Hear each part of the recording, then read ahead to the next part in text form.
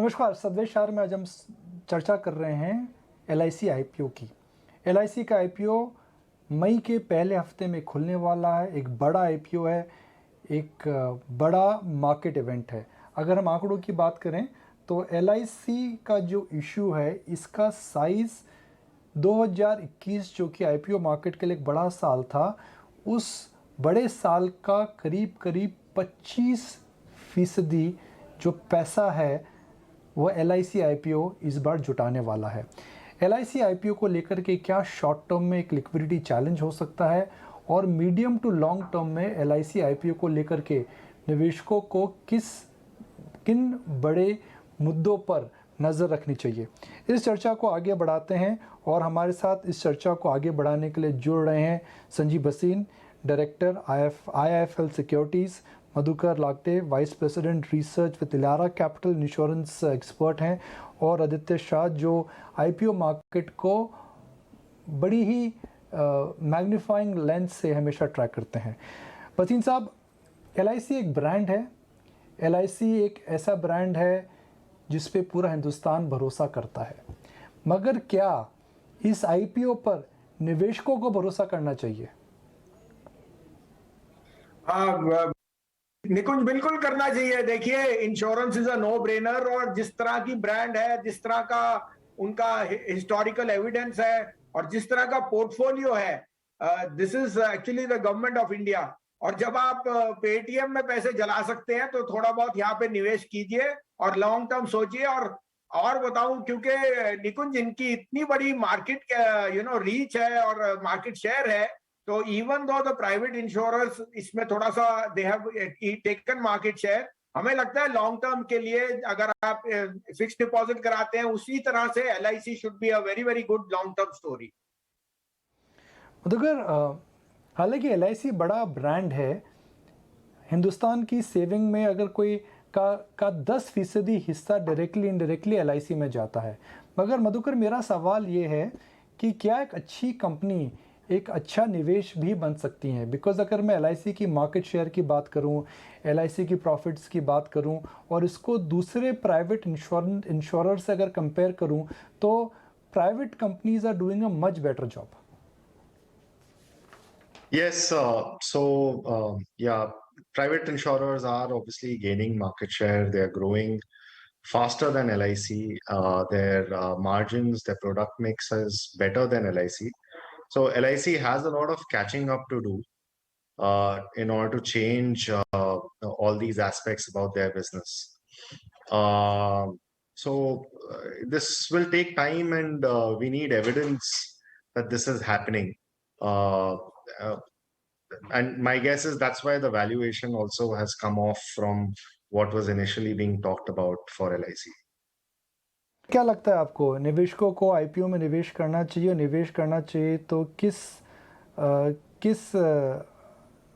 क्या स्ट्रैटेजी को सोच करके निवेश करना चाहिए? क्या उन्हें IPO पॉप के लिए निवेश करना चाहिए या फिर एक लंबी अवधि के लिए निवेश करना चाहिए? I think 6 trillion rupees के valuation पे this is fairly priced. I don't think we're going to see a big listing gain over here. This has to be hold and buy strategy, and then we'll have to take a call based on how LIC is executing its new vision for itself. Aditya Shah, आपको क्या लगता है, LIC IPO is it worth subscribing or can one avoid it?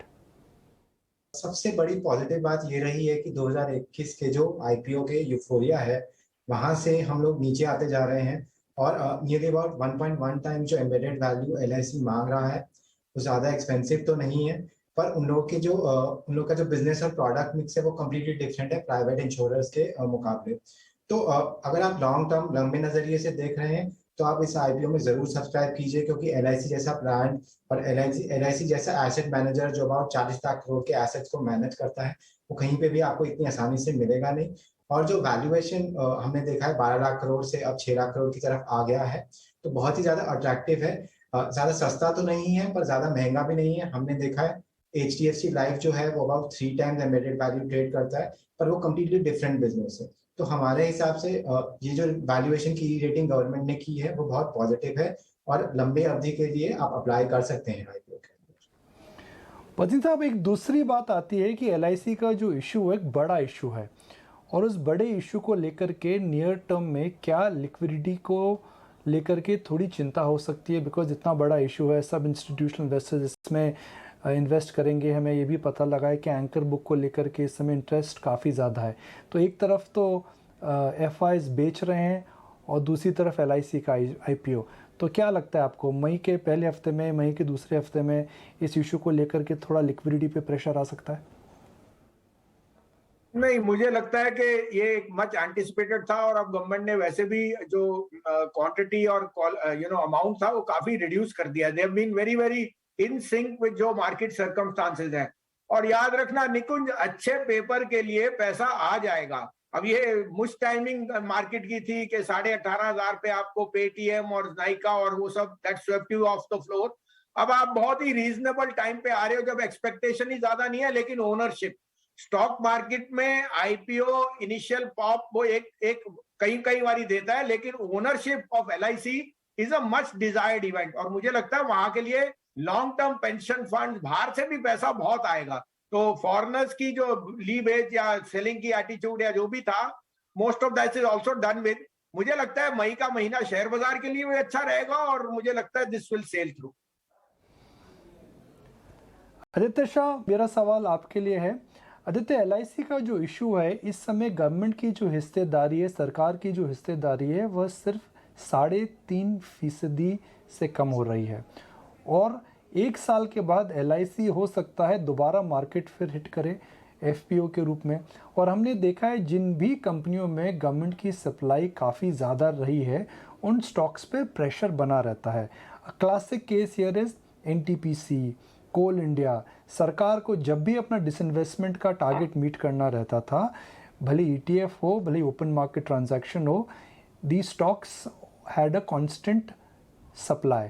तो क्या LIC के medium to long term prospect इस constant supply से थोड़े डिमिनिश हो सकते हैं? बिल्कुल, एलआईसी के ऊपर ओवरहैंग रहेगा ही कि गवर्नमेंट आके बेचेगी। बट हसीन सर ने जैसे कहा कि इंश्योरेंस बिजनेस जो है वो बहुत ही स्ट्रांग बिजनेस है। जैसे फाइनेंशियलाइजेशन ऑफ सेविंग्स जो थीम है वो पिछले 5 साल से बहुत ही स्ट्रांग रहा है, और एक्सपेक्टेशन ये है कि न्यू बिजनेस प्रीमियम जो है वो 17% के आसपास इंक्रीज होगा। और धीरे धीरे एलआईसी को भी अपना बिजनेस मॉडल चेंज करना पड़ेगा, जहाँ पे वो प्योर पे प्रोटेक्शन प्लान की तरफ बढ़ेंगे। तो यहाँ से एक ओवरहैंग जरूर हो सकता है कि गवर्नमेंट आके बेचेगी, पर आगे जाके रिटर्न्स इसी बात से आएंगे कि एलआईसी अपने बिजनेस को कैसे पिवट कर सकता है, और कैसे वो जो ये मार्केट शेयर लॉस हो रहा है उनका प्राइवेट इंश्योरेंस की तरफ, उसको अरेस्ट करके प्रोटेक्शन बिजनेस की तरफ अपना बिजनेस बढ़ाएगी, जो मैनेजमेंट ने कहा भी है कि वो आगे जाके धीरे धीरे ये करेंगे।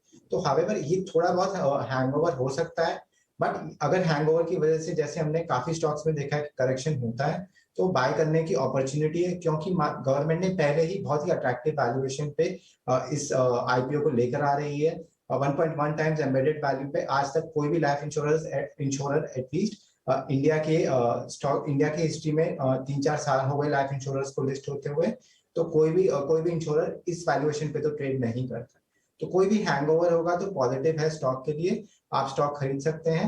हावेवर आगे के रिटर्न्स बिजनेस मॉडल कैसे पिवट करती है एलआईसी, उसके ऊपर डिपेंड करेगा। वसीम साहब, फाइनेंशियल्स की अगर हम वेटेज की बात करें तो पोर्टफोलियो में फाइनेंशियल्स का करीब 30 से 35% वेटेज है। एक ज़माना था जब हम फाइनेंशियल वेटेज की बात करते थे तो उसमें 4 या 5 प्राइवेट बैंक्स होते थे। अब उसमें इंश्योरेंस आ चुका है, एएमसी आ चुका है, कुछ लोगों ने फिनटेक में भी निवेश करा है। तो एलआईसी के आईपीओ के बाद आपको क्या लगता है कि थोड़ी पोर्टफोलियो रिपोजिशनिंग हो सकती है, खास करके म्यूचुअल फंड्स जो एक बियॉन्ड अ पॉइंट अपना एक्सपोजर फाइनेंशियल्स में नहीं बढ़ाएंगे, मगर क्योंकि वो एलआईसी खरीदेंगे तो हो सकता है दूसरे फाइनेंशियल स्टॉक्स वो बेचें? तो देखिए निकुंज जी, पोर्टफोलियो का वेटेज और चेंज तो रहेगा। आपने अभी देखा था कि एचडीएफसी के मर्जर के बाद, इतनी बड़ी इवेंट के बाद, the stocks have come down 20% और 15% और 12%। वो इसलिए था क्योंकि सबके पास ब्लू चिप्स थे। तो ब्लू चिप्स में जब भी वेटेज की चेयर बजर या फेयर बदर होती है, asset management, brokerage are included, because आजकल फाइनेंशियलाइजेशन ऑफ सेविंग्स बाहर नहीं हो रही, यहाँ हो रही है। 9 करोड़ डीमैट अकाउंट, और जो अगले 5 साल में 25 करोड़ जाएंगे, तो आप सोचिए। तीसरी बात, insurance is a no brainer. India is the most underinsured, और जिस तरह से आप देख रहे हैं हेल्थ और लाइफ पे प्रेशर, और लाइफ की चलती रहती है कोविड।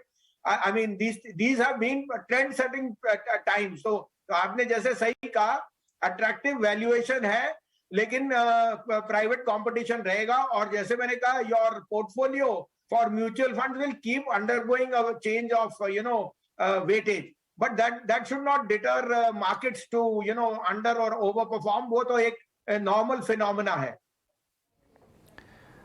बचिन साहब, जाने से पहले मैं आज की डिस्कशन को समराइज़ करता हूं हमारे व्यूवर्स के लिए, और फिर मैं बसीन साहब के पास वापस जाऊंगा एक सवाल के लिए। हमारे एक्सपर्ट्स का यह मानना है कि इंश्योरेंस जो सेक्टर है, इसका long to medium term prospect जो है काफ़ी स्ट्रॉन्ग है। इंडिया में अगर हम देखें, जो इंश्योरेंस सेक्टर का पेनिट्रेशन है काफ़ी कम है। कोविड के बाद एक तरह से सबको समझ आई है, तो वह है कि भाई जान है तो जहान है, और अगर जान नहीं है तो कम से कम अपने नियर एंड डियर वंस को इंश्योरेंस दीजिए।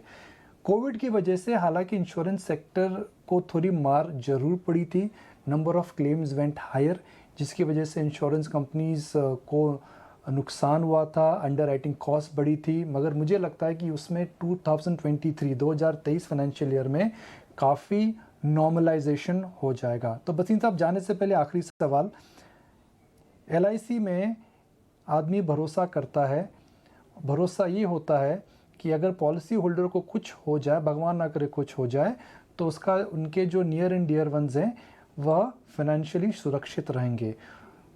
उसी प्रकार अगर कोई निवेशक 3 से 5 साल की अवधि के लिए LIC के शेयर में IPO में निवेश करता है, तो क्या उस निवेशक को भरोसा करना चाहिए और आंख मीच करके निवेश करना चाहिए?